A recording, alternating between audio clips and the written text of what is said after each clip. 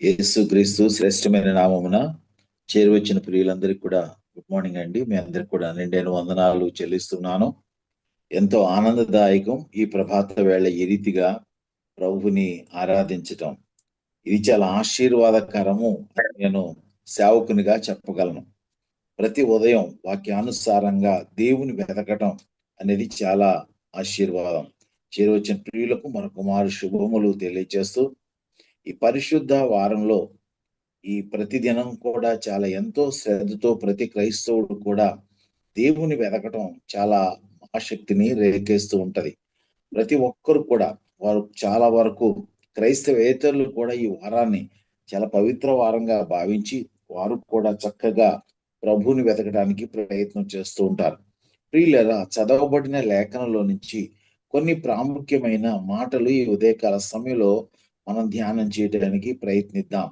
యేసు ప్రభుల వారు జయ ప్రవేశం యెరూషలేముకు చేశారు ఆదివార దినాన. ఆదివార దినం అక్కడ జయ ప్రవేశము అయిన తర్వాత ఆయన తిరిగి ఆ రాత్రి ఆ పట్టణంలో ఉండటానికి స్థలం లేక తిరిగి బేతనీకు రావటం జరిగింది.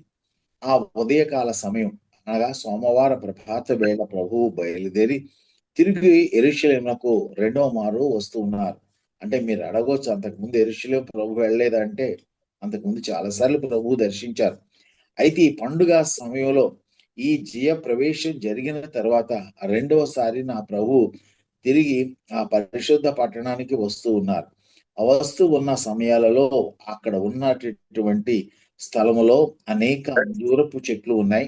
అంజూరపు చెట్లులో ఆయన ఫలాన్ని ఆశించి, ఎందుకంటే చెట్టు అంతా కూడా చక్కని ఆకులతో నింపబడి ఉంది కాబట్టి ఆ ఆకులను చూచి పై స్వరూపాన్ని చూసి ఆయన ఆహారం కొరకు ఏమైనా దొరుకుతుంది ఏమో అని ఆశపడ్డారు. ప్రియులారా, ఆశ గల ప్రాణాన్ని దేవుడు తృప్తిపరుస్తారు. అయితే ఆయన శరీరధారిగా ఈ లోకంలో ఉన్నారు కాబట్టి, ఆయన పూర్తిగా మానవ స్వరూపంలో ఉన్నారు కాబట్టి, తనతో ఉన్న శిష్యులు ఆ సత్యాన్ని గ్రహించటానికి, వారికి ఒక అద్భుతమైన పాఠం నేర్పడానికి ప్రభు ఆకలి కొని ఉదయాన్నే ఆయన ఆకలి కొని ఆయన అక్కడ ఫలాన్ని వెతకడానికి ప్రయత్నించారు. అయితే మార్కు సువార్తికుడు అంటాడు కదా, అక్కడ ఫలాలు లేకపోవటానికి కారణం అది అంజూర కాలము కాదు, అది అది ఫలాలు ఫలించే కాలం కాదు అని అంటూ ఉంటారు ప్రియులరా. కానీ అక్కడ ఉన్న సాంప్రదాయం ఏంటంటే అవి కోయకుండా మిగిలిపోయిన కాయలు, అంటే ఆకులు దేనిని సూచిస్తాయి అంటే పరిపక్వతను సూచిస్తాయి. ఆకులు దేనిని సూచనగా ఉంటాయంటే ఫలాలతో నిండి ఉన్న విధానాన్ని అవి తెలియచేయడానికి అక్కడ గ్రహించగలం. అయితే ఆకులు చాలా నిండుగా ఉన్నాయి. ఆకులు చాలా పచ్చగా ఉండి ఉండవచ్చు. ఆకులు పైరూపం చాలా గంభీరంగా కనపడవచ్చు. కానీ నా ప్రభువు ఎదిగినప్పుడు అక్కడ ఆహారానికి ఏమీ పనికి రాకుండా, అది ఆహారానికి ఏ విధమైనటువంటి ఫలము ఇవ్వలేని స్థితిలో ఉండటం ప్రభువు గమనించి, ఇక ఎన్నడూ నీ ఫలము ఎవరు తినరని ఆ చెట్టును శపించినట్లుగా మనం చూడగలం.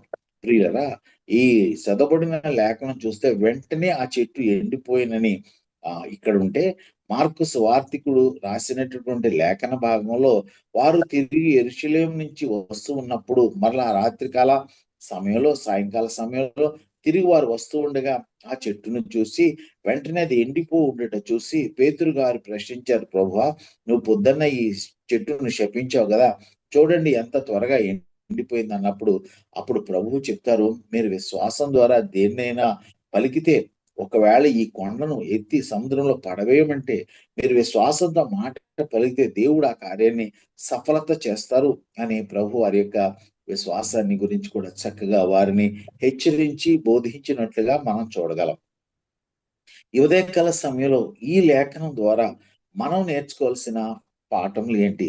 ప్రియులారా, లోకం ఆశించినట్లుగా లేదంటే తమ శిష్యులు భావించినట్లుగా ఆయన ఆకలి గొనెను అనే మాటలు మనం చూసినట్లయితే 3-4 సందర్భాలలో ప్రాముఖ్యంగా యేసు ప్రభు యొక్క పరిచర్యలో ఈ మాటలు మనం చూడగలం.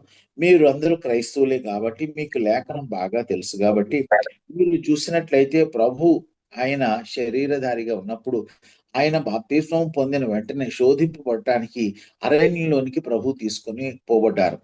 ఆయన 40 దినాలు శోధించబడిన తరువాత సాతానుతో ఆయన ఆకలి కొనెను అంటాడు. ఆ ఆకలి శరీర సంబంధమైన ఆకలి కాబట్టి ఆయన ఆకలి కొన్న స్థితిని చూసి సాతాను చెప్తాడు, నువ్వు ఈ రాళ్లను రొట్టెలుగా చేసుకొని తినమని చెప్తాడు. అయితే ప్రభు వాక్యం ద్వారానే చక్కని జవాబిస్తాడు. మనుష్యుడు రొట్టె వలన మాత్రము కాక దేవుని నోట నుంచి వచ్చేటటువంటి ప్రతి మాట వలన కూడా జీవిస్తారు అని ప్రభు సాతాను యొక్క శోధనను ఎదిరించారు. ప్రియులారా, ఆయన ఆకలి కొన్నారు. మీరు మరొక మారు చూసినట్లయితే యోహాను సువార్త 4వ అధ్యాయంలో సమరయ స్త్రీతో మాట్లాడుతూ ఉన్న సమయంలో ఆమె రక్షించబడి ఆమె తన కొండను విడిచి గ్రామంలోనికి వెళ్ళి సువార్త ప్రకటించడానికి వెళితే ఈ లోపల శిష్యులు ఆయన దగ్గరికి వచ్చి ఆయనకి ఆహారం ఇవ్వకపోతే ప్రభు చెప్తారు, నాకు వేరే ఆహారం ఉంది. వారు ఏమనుకుంటారంటే ఎవరైనా ఆహారం తెచ్చిచ్చారేమో ప్రభుకి అని అనుకుంటారు. కానీ తండ్రి అయిన దేవుడు ఆ యొక్క చిత్తాన్ని నెరవేర్చితే నాకు ఆహారం అని యేసు ప్రభు వారికి సెలవిచ్చినట్లుగా మనం 4వ అధ్యాయంలో చూడగలం. ప్రియులారా, దేవుని చిత్తం నెరవేర్చుట, తండ్రి చిత్తం నెరవేర్చుట ప్రభుకి అది ఆహారము పానమునై ఉందని అక్కడ ప్రభు సెలవిస్తారు. జీవాహారాన్ని నేనే అని ఆ ప్రభు సెలవిచ్చిన ప్రభు ఇక్కడ ఆయన ఆకలి కొని ఆశతో చూస్తూ ఉన్నాడు. ఆయన అంటాడు, నేనే జీవాహారాన్ని, నన్ను భుజించువాడు మరెన్నడు కూడా ఆకలి కొనడు అని అంటాడు. అట్టి జీవాహారమైన ప్రభు ఈ ఉదయకాల సమయంలో మన ధ్యానంలో ఆయన అంటాడు, ఆకలి కొంటూ ఉన్నారు. ప్రియులారా, ఆయన ఆకలి ఏంటి అంటే తండ్రి చిత్తం నెరవేర్చుట. ఏంటి తండ్రి చిత్తం అంటే ఏ పర్పస్ కోసం ప్రభు ఈ లోకానికి వచ్చారో అందరూ కూడా రక్షించబడాలని, ఏ వ్యక్తి కూడా నశించుకుంటే దేవుని చిత్తం కాబట్టి ప్రతి ఒక్కరు కూడా రక్షణలోనికి రావాలని, అక్కడ ప్రాముఖ్యంగా యేసు ప్రభులు వారు తమ శిష్యులకు బోధించాలని ఆశపడింది ఏంటంటే అక్కడ నశించిపోయేటటువంటి ఆ యొక్క ఇశ్రాయేలు ప్రజల గురించి ఎన్నో మార్లు ఆ దాస్యంలోంచి విడిపించబడిన తరువాత వారెంతో రాజకీయ సంబంధమైన మెస్సయ కొరకు ఎదురు చూశారు. కానీ ఈ ప్రభు అయితే దీనుడై రిక్తుడై తను తాను తగ్గించుకుని భారవాహకమెక్కి యెరూషలేమునకు వచ్చారు. అయితే వాళ్ళ ఆశ వేరు, నా ప్రభు యొక్క ఉద్దేశము వేరు. వాళ్ళ ఆశ వారి యొక్క రోమియుల యొక్క లేదంటే వారి శత్రువుల యొక్క కబంధ హస్తాల నుంచి ఇశ్రాయేలు ప్రజలను విడిపించి వాగ్దాన దేశంలోనికి నడిపించిన ఆ గొప్ప దేవుడు స్వతంత్రాన్నిచ్చి ఆశీర్వదిస్తారని వారు ఆశపడ్డారు. కానీ నా ప్రభువు ఏం చేశారంటే నీతి పరుడై భారవాహకమెక్కి యెరూషలేము ప్రవేశం చేశారు. వారు ఆశించిన దానికి భిన్నంగా ఉన్న కారణాన 4 రోజుల్లోనే వారు మనసు మార్చుకుని ఈయన సిలువ వేయమని చెప్పారు. ఆ నశించిపోయే ఆత్మల కొరకు నా ప్రభువు భారం కలిగి ఈ మాటలు సెలవిస్తూ ఉన్నారు. ప్రియులారా, గమనించాలి. మొట్టమొదటిగా ఆయన మానవ రూపంలో ఉన్నటువంటి దేవాది దేవుడు. రెండవదిగా మీరు గ్రహించినట్లయితే ఆయన ఆకలి శరీర సంబంధమైనది కాదు, ఆత్మ సంబంధమైనటువంటి ఆశ అని గ్రహించాలి. రెండు మనం చేయవలసిన పనులు. శరీర సంబంధంగా మనం కూడా ఎంతో ఆహారాన్ని భుజిస్తూ ఉంటాం. కానీ ఆత్మ సంబంధంగా మనలో ఆకలి కలిగి ఉండాలి. రక్షించబడిన నీవు నేను కూడా శరీర సంబంధమైన ఆశతో పాటుగా ఆత్మ సంబంధమైన ఆశ ఉండాలి. ఏంటి ఆత్మ సంబంధమైన ఆశ అంటే నశించిపోయే ఆత్మల కొరకు భారం. ప్రియులారా, మీరు గమనించినట్లయితే ఈ ప్రభాత వేళ ఆయన వెతకటానికి వచ్చిన మనలో ఆయన ఫలాల్ని ఆశిస్తూ ఉన్నాడు. నీలో నాలో ఏమైనా తనకిష్టమైన ఫలాలు దొరుకుతాయేమని ఆశపడుతున్నాడు. పరమగీత గ్రంథాన్ని మీరు గమనించినట్లయితే పరమగీత గ్రంథకర్త అంటాడు కదా, నా ప్రభు తన తన ఉద్యానవనమునకు వేంచేయును గాక, తనకిష్టమైన ఫలములను అతడు భుజించును గాక. ఆయనకి ఇష్టమైన ఫలాల్ని ఇచ్చే రీతిగా నీవు నేను సిద్ధపడి ఉంటే ఎంత మేలో. నిన్ను కూడా నా ప్రభు వెదకవచ్చిన సమయంలో ఒకవేళ నీవు నేను ఫలవంతంగా లేకపోతే వాక్యం సెలవిస్తుంది కదా, ఫలింపని ప్రతి చెట్టు కూడా నరకబడి అగ్నిలో వేయబడునని. నీవు నేను అట్టి ఉగ్రతకు గురి కాకుండా ఉండాలి అనంటే మనము ప్రభు కొరకు ఫలించవలసిన వారమై ఉంటూ ఉన్నాం. ప్రియులారా, లోకంలో ప్రతి సంభవాన్ని మీరు గమనించినట్లయితే రాజకీయ సంబంధమైన పనులు కానీ లేదంటే లోకానుసారమైన పరిస్థితులు కానీ నా ప్రభువు రాకడ అతి సమీపంగా ఉందని సెలవిస్తూ ఉంది. ప్రియులారా, ఎన్నో బాధలలో క్రైస్తవ సంఘం ఉంటుంది. ఎంతో అవమాన స్థితిలో క్రైస్తవ సంఘం వెళుతూ ఉంది. ఎంతో భయంకరమైనటువంటి శ్రమలలో సంఘం వెళుతూ ఉన్న సమయంలో నా ప్రభు యొక్క రాకడకు సూచనలు అతి సమీపంగా ఉన్నాయి. నా ప్రభు రానై ఉన్నాడని. ఏ స్థలాన్నైతే దేవుడు శపించాడో, ఏ స్థలంలో ఈ అంజూరపు చెట్టు, ఇది అంజూరపు చెట్టు యెరూషలేమునకు ఆ తూర్పు వైపున ఉన్నదని చరిత్రకారులు చెప్తారు. ఆ స్థలమంతా కూడా రాజుల గ్రంథాన్ని మీరు చూసినట్లయితే అది శపించబడిన స్థలముగా, అంటే శపించబడినటువంటి రేపు రాబోయే దినాలలో ఆయన అక్కడికి రానై ఉన్నాడు కాబట్టి ఆ శపించబడిన స్థలంలో నుంచి నా ప్రభు ఆశీర్వాద స్థలంగా దాన్ని మార్చడానికి సిద్ధంగా ఉన్నాడు. కాబట్టి నన్ను కూడా నా ప్రభు హెచ్చరిస్తూ ఉన్నాడు. ఓ ప్రియ కుమారుడా, ప్రియ కుమార్తె, నీవు ఫలించకపోతే శపించబడతాం. ఆ స్థలాన్ని కరప్టెడ్ ల్యాండ్, ఆ కరప్టెడ్ ఐలాండ్, అది ఆ కరప్టెడ్ ప్లేస్ అని ప్రభు అక్కడ ఆ స్థలంలో మొలిచినటువంటి ఆ అంజూరపు మొక్క నుంచి నా ప్రభు ఫలాన్ని ఆశిస్తే అక్కడ ఏమి దొరకని స్థితిలో ఉంది. ప్రియులరా, ఈ ప్రభాత వేళ నన్ను కూడా ఒకవేళ ప్రభువు దర్శిస్తే ఆయన నీలో నాలో కూడా ఫలవంతమైన ఆ ఫలాన్ని చూడాలని ఆశపడతారు కదా. మరి ప్రభు కొరకు నువ్వేమీ సంపాదించవు, ఒక్కసారి వాక్యపు వెలుగులో నిన్ను నీవే పరిశీలించుకోమని సేవకునిగా బ్రతిమాలుతూ ఉన్నాను. ఆయన ఆ చెట్టును శపించాడు. అట్టి రీతిగా శాపము మన మీదకి రాకూడదని, మన కుటుంబం మీదకి రాకూడదని, రక్షించబడిన మనం అనేక మంది రక్షణ కొరకు, నశించిపోయే ఆత్మల కొరకు భారం కలిగి మనం ప్రయాసపడవలసిన వారమై ఉంటూ ఉన్నాం. అందరూ వాక్యోపదేశం చేయలేకపోవచ్చు. అందరూ ప్రభు పని మిగతా వారిలో చేయకపోవచ్చు. కానీ ప్రార్థన మాత్రం మీరు చేయవచ్చు. నశించిపోయే ఆత్మల కొరకు కన్నీటి ప్రార్థన చేయవచ్చు. నా ప్రభువు ప్రార్థించిన రీతిగా ప్రతి ప్రభాత వేళ కూడా దేవునితో సంబంధం కలిగి ప్రార్థన చేయవచ్చు. మీలో ఎంతో మంది ప్రార్థన పొరలైన సిస్టర్స్, బ్రదర్స్ ఉండి ఉండవచ్చు. వారందరిని బట్టి ప్రభుని కనపరుస్తూ ఉన్నాను. ఎందుకంటే ఏ కుటుంబములు అయితే ఈ ప్రభాత ప్రార్థన ఉంటుందో అట్టి కుటుంబాలు ఆశీర్వాదానికి కారణమైతే అని సేవకునిగా నేను చెప్పగలను.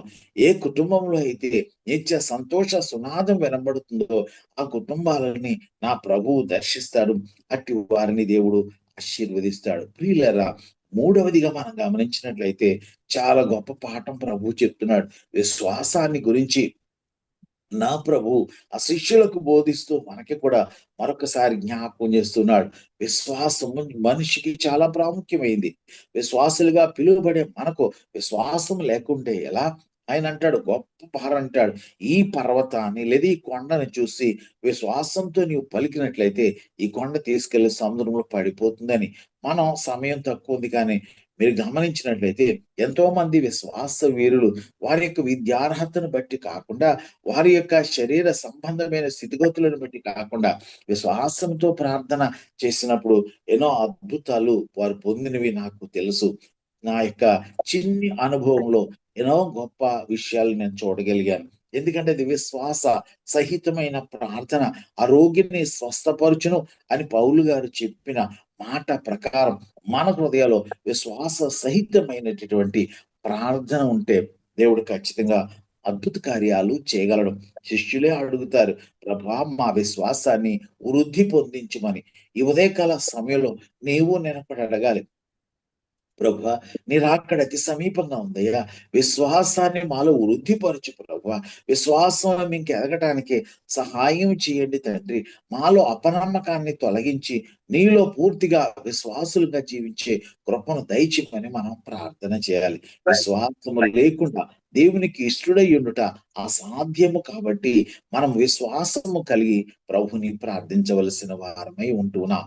మరొక మారు జ్ఞాపకం చేస్తున్నాను, శరీరధారిగా ఉన్న ప్రభువు ఆయన ఆత్మ సంబంధమైన ఆకలి కొని ఆయన అక్కడ ఆశతో ఎదురు చూసినప్పుడు ఫలింపని కారణంగా అంజూరపు చెట్టు అది వెలివేయబడ్డది, లేదంటే గొడ్రాలుగా ఉండబడ్డది, లేదంటే శపింపబడింది. ప్రియులారా, అట్టి శాపము ఈ ఉదయకాల సమయంలో మనలో ఎవరికి ఉండకూడదని సేవకునిగా ప్రార్థిస్తూ ఆశిస్తూ ఉన్నా.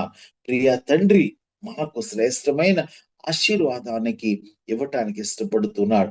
ఆయన ఆశించిన ఫలము నీవు నేను ఇవ్వటానికి సిద్ధపడవలసిందిగా జ్ఞాపకం చేస్తూ ఈ మాటలు ముగిస్తూ ఉన్నారు. ప్రియుల సమయం మనకు కొంచెమే, అయితే ఈ కొద్ది సమయంలోనే మన విశ్వాసాన్ని వృద్ధి పొందుకుంటూ దేవునిలో ఎవరికో కనబడాలని కాదు, ఎవరికో మన యొక్క విశ్వాసాన్ని ప్రదర్శించాలని కాదు, నీ కుటుంబాన్ని కట్టుకోవటానికి, లేదంటే నీ యొక్క ఆ వ్యక్తిగత ఆత్మీయ జీవితాన్ని వృద్ధిలోనికి తీసుకుని రావడానికి నీ విశ్వాసాన్ని వృద్ధి పొందించుకోవలసిందిగా జ్ఞాపకం చేస్తూ, దేవుడు నీకు ఇచ్చిన ప్రతి సమయంలో కూడా విశ్వాస సంబంధమైన పరీక్షలో నీవు ముందుకు వెళుతూ నువ్వేం చేయాలంటే ఆయన సువార్త పని, ఎందుకంటే ప్రభు వెళుతూ ఉన్న ఆయన ఇచ్చిన ఆఖరి కమాండ్ మీరు గమనించినట్లయితే, మీరు సర్వలోకానికి వెళ్ళండి, సర్వ సృష్టికి సువార్తను ప్రకటించండి, ఆ నమ్మిన వానికి తండ్రి కుమార పరిశుద్ధాత్మ నామములో బాప్తిస్సు ఇవ్వమని ప్రభు చెప్పిన రీతిగా ప్రియులరా ప్రతి ఒక్కరు కూడా ప్రతి దినం కూడా విశ్వాసముతో ప్రార్థిస్తూ అనేక మందిని ప్రభు దగ్గరికి నడిపించాలని కోరుతూ ఈ పరిశుద్ధ వార్పు శుభములు తెలియజేస్తూ ఈ మాటలు ముగిస్తూ ఉన్నాను. ప్రియ ప్రభు ఈ మాటలు మనందరి వెనుకల్లో దీవించి ఆశీర్వదించును గాక. ఆమేన్. అందరికీ వందనాలండి. వందనాలు బ్రదర్. చక్కటి వాక్యంతో మరలా ఒక్కసారి అందరినీ మేము మార్చుకోవటానికి మరొక్కసారి మీరు అనేక రిఫరెన్సెస్ తో చక్కగా మరి వాక్యాన్ని పంచుకున్నందుకు వందనాలు తెలియజేసుకుంటూ, అంజూరపు చెట్టు పచ్చగా ఉన్నప్పటికీ అది ఫలితాలు ఇవ్వకపోవటం వలన అది ఏ రకంగా మరి దాన్ని శపించినప్పుడు ఎలా అది మాడిపోయింది, అలాగే మన జీవితాల్లో కూడా మనం పైకి కనిపించిన మనం ఫలించకపోతే మరి దేవుడు ఒకరోజు మన జీవితాల్లో కూడా మరి ఏ రకంగా మనం అనుభవిస్తున్న విషయాన్ని మరొకసారి గుర్తు చేశారు. అలాగే మనుషులు రొట్టె వలన కాక దేవుని నుంచి వచ్చే ప్రతి మాట వలన జీవిస్తారని మరొకసారి గుర్తు చేశారు బ్రదర్. మరి అలాగే ఆత్మ సంబంధమైన ఆశ కలిగి ఉండాలని, నశించిపోతున్న ఆత్మ గురించి మరి ప్రార్థన చేయమని మరొకసారి గుర్తు చేశారు. అలాగే విశ్వాసంతో ప్రార్థన చేసినప్పుడు ఎన్నో అద్భుతాలు జరుగుతాయన్న విషయం ప్రార్థన చేశారు. మరొకసారి మీకు మరి ఉదయకాల సమయం మరి అందరితో మాకు వాక్యాన్ని పంచుకున్నందుకు మరొకసారి వందనాలు తెలియజేసుకుంటూ, మరి అందరం కూడా మరి నశించిపోతున్న ఆత్మల గురించి మనం చేయగలిగింది ప్రార్థనే కాబట్టి ప్రార్థన చేస్తూ మన కోసం మరి రక్తం చిందించి మరి ఏ రకమైన పాపం చేయనప్పటికీ అట్లాంటి దేవుడు మరి పాపలేని మన కొరకు మనల్ని రక్షించడం కొరకు ఆయన శిలువ మరణం పొంది రక్తం చిందించి మనం ఏర్పాటు చేసుకున్న విధానాన్ని మరొకసారి గుర్తు చేసుకుని మనందరం కూడా మరి దేవునికి కృతజ్ఞులై ఉండి మరి ఇతరుల కొరకు ప్రార్థన చేస్తూ ముందుకు వెళ్ళే విధంగా అందరూ ఉండాలని మరి దేవాదేవుని ప్రార్థిస్తూ బ్రదర్ మరి ఫైనల్ ప్రేయర్ అండ్ బెనడిక్షన్ కూడా మీరే ఇచ్చి దీన్ని క్లోజ్ చేయవలసిందిగా ప్రార్థన చేసుకుంటారు. అందరం తలలో వంచినట్లయితే ప్రార్థించుకుందాం. సకలాశీర్వాదములకు కారణభూతుడు అయిన పరలోకపు తండ్రి, ఈ ప్రభాత వేళ కొద్ది మందిగా నీ పాదసన్ని చేరి నీ నామాన్ని గణపరచటానికి, నీ వాక్కుని జ్ఞాపకం చేసుకోవటానికి ప్రియ తండ్రి మీరు మాకు ఇచ్చిన ఈ శ్రేష్టమైన సమయాన్ని బట్టి వందనాలు తండ్రి. నైనా వారి పనులను విడిచి, నిద్రను విడిచి వేకువనే నిన్ను వెదికి కృపనిచ్చిన తండ్రి నీకు వందనాలు చెల్లిస్తున్నాం. చేరువచ్చిన ఒక్కొక్కరిని ప్రతి ఒక్కరిని ప్రభువా కొలత లేని మీ ఆశీర్వాదాలతో నింపి నడిపించుకొని ప్రార్థిస్తున్నాం. శ్రేష్టమైన నీ పరిశుద్ధాత్మను అనుగ్రహించమని ప్రార్థిస్తున్నాం. ఎందరైతే నిన్ను వెతికారో వారిని అందరినీ కూడా ఆశీర్వదించారు స్వామి. ప్రభువా ఈ ఉదయకాల ఆశీర్వాదాలు ప్రతి హృదయంలోనికి, ప్రతి జీవితంలోనికి మీరు నడిపించుకొని ప్రార్థిస్తున్నా. మెండారుగా మీరు దీవించి ఆశీర్వదించండి తండ్రి. ఏదో ఆచార సంబంధమైన భక్తి కాకుండా ఆత్మ సంబంధమైన వృద్ధిలోనికి మేము రావటానికి సహాయం చేయమని ప్రార్థిస్తున్నా. ఆశ గల ప్రాణాన్ని తృప్తిపరిచే తండ్రి, ఎంతో ఆశతో నీ సన్నిధిలో కనబడాలని నాయన ఈ ప్రభాత వేళ సిద్ధపడి వచ్చిన ఈ బిడ్డలందరినీ కూడా మీరే చేతులెత్తి ఆశీర్వదించమని ప్రార్థిస్తున్నా. పరమ తండ్రి, కడవరి దినాల్లో ఉన్నాం. మీ రాకడ ఎప్పుడో మాకు తెలియదు. ఏ క్షణము కడబూర స్వరం మధ్య ఆకాశం వినబడుతున్నా మాకు తెలియదు స్వామి. అయ్యా, మీ రాకడ కొరకు, మీ కడబూర స్వరం కొరకు సిద్ధపడే కృపను దయచేయండి ప్రభు. ఆచార సంబంధమైన భక్తిని విడనాడి తండ్రి, నీ యొక్క మార్గములో నాయన మరి ఆత్మ సంబంధంగా మేము ప్రయాణం చేయడానికి సహాయం చేయండి. ఎన్నో కష్టాల కొలిమిలో, బాధల కొలిమిలో, అవమానాల స్థితిలో మేము వెళుతూ ఉన్నాం.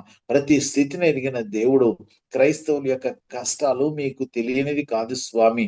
కడవరి దినాలున్నాయ్యా, నీ రాకడ అతి సమీపంగా ఉందని ఈ సంభవాలు మాకు సూచిస్తుండగా మేము ఒక్కొక్కరము, ప్రతి ఒక్కరం ప్రభు ఈ వాక్యం ద్వారా హెచ్చరించుకుంటూ మేము బలపడి ముందుకు వెళ్ళటానికి సహాయం చేయమని ప్రార్థిస్తున్నా.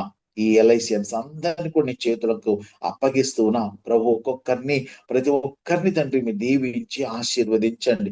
మీరు మాకు అనుగ్రహించిన మా నాయకులు మీరు ఆశీర్వదించండి.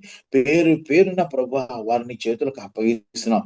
మెండారుగా వారిని దీవించి ఆశీర్వదించండి ప్రభు. మీరు ఇచ్చిన ఆశను ఇంకా వృద్ధిలోనికి తీసుకురావడానికి సహాయం చేయండి. సహాయపడుతున్న ప్రతి బిడ్డను కూడా ఆశీర్వదించండి.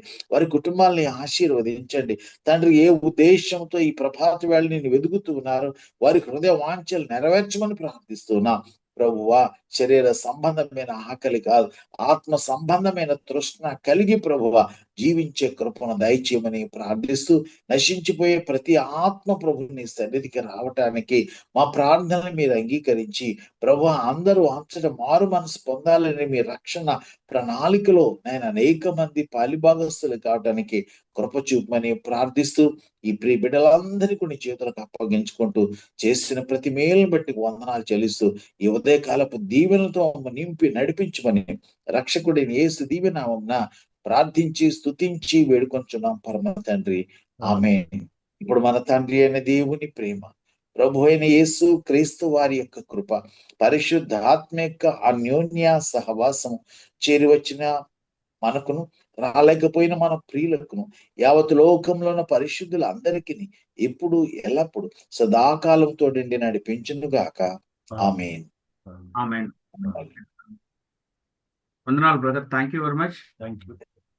మరి రేపటి దినం మరి మనకి వాక్యాన్ని పంచుకోవడానికి మన ఇజ్రాయెల్ బ్రదర్ మనకి రేపు వాక్యాన్ని పంచబోతున్నారు. కాబట్టి ఇదే సమయానికి మనం 5:30కి అందరం కూడా లింక్ కూడా ఓల్డ్ లింక్ అదే లింక్ ని మనం దాన్ని సేమ్ దాంతోనే ఎంటర్ కావచ్చండి. సో అందరూ కూడా మరలా మనం ఇదే సమయంలో మనం 5:30కి మనం అందరం కలుసుకొని మళ్ళా మరి ఆ దేవుడు మన ఏళ్ళ చేసిన మేలు గుర్తు చేసుకుంటూ, మరి దేవుడు పొందిన శ్రమలను మనం మరొకసారి గుర్తు చేసుకుంటూ ముందుకు వెళ్ళాలని అందరిని విజ్ఞప్తి చేస్తూ, మరి అందరూ కూడా చక్కగా ఈ ఉదయకాల సమయంలో మరి సమయాన్ని వెచ్చించి ఆ ప్రభువు కొరకు మరి కొంత సమయం వెచ్చించినందుకు మరి ఆ దేవాది దేవుడు అందరినీ కూడా దీవించాలని, ఇంకా కొంతమంది ఎవరైతే రాలేకపోయారో వారికి కూడా దేవుడు తోడుగా ఉండాలని వారు కూడా మరి ప్రార్థన చేద్దాం. రేపు వారు కూడా అందరూ కూడా జాయిన్ కావాలని మరి ఈ సమయాన్ని మనకి ఇచ్చినందుకు మరొకసారి దేవునికి వందనాలు తెలియజేసుకుంటూ, నాకు ఈ అవకాశం ఇచ్చినందుకు మన ఫెలోషిప్ వారు కూడా వందనాలు తెలియజేసుకుంటూ థ్యాంక్ యూ అని అంటారు. Thank you sir. Thank you Prasad.